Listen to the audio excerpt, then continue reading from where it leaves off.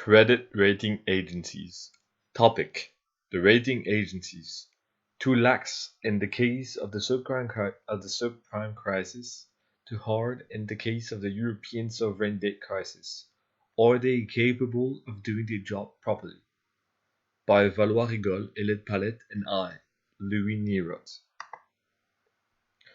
A credit rating agency is a financial company that assigns ratings of a debitor's ability to pay back an investor.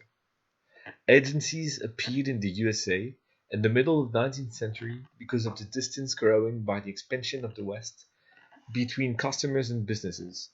Customers and merchants needed to get information of people they didn't know anymore, from local business to more global business. Credit rating businesses are dominated by the big three: Moody's, Standard and Poor's, SP, Fitch. Before the 1970s, the agencies were dominated by the investor pays model. Now the general rule in the rating business in the usual pays model. A well-established importance.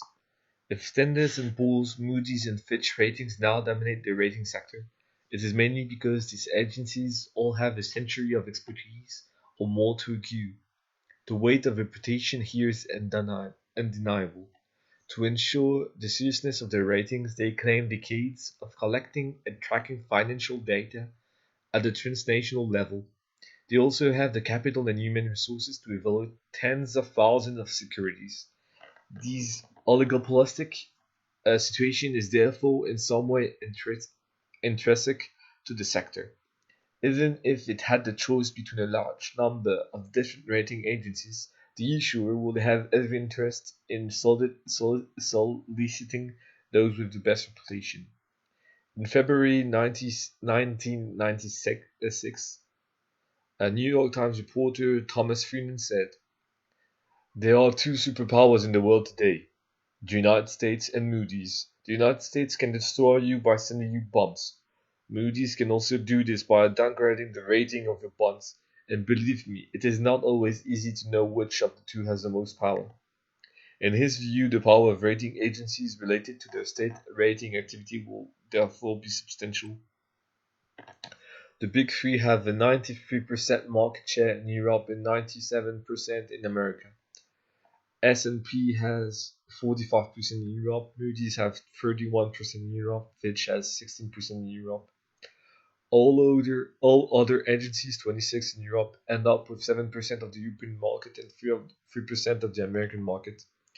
A project to create a European rating agency has been imagined, but this poses a problem of transparency because it will be a public agency.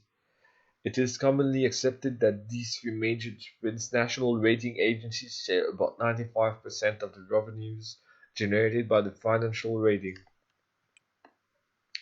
Recently, the European Securities and Markets Authority convicted northern banks that were building a notation activity. This decision strengthened the oligopoly. Gérard Ampieux raises the fact that 2 or 3 agencies dominating the market makes too many notations to make it serious enough. Moreover, the European Court of Auditors criticized the quality of the notation. By maintaining an oligopoly in the business, the three big ones can fix their prices and gain even more importance in the financial market. The subprime crisis is a financial crisis that affected the real estate sector and affected the world economy from 2007. Subprimes are variable rate real estate loans, particularly in the United States. The latter were considered risky but profitable as long as the price of US real estate was rising rapidly. Many American households were seduced by these long-term credits, which allowed them to access housing fairly easily. Rating agencies ended up assigning the highest rating, AAA, to these credits, which prompted many banks and investors to securitize their receivables, creating a craze for these highly profitable-looking securities.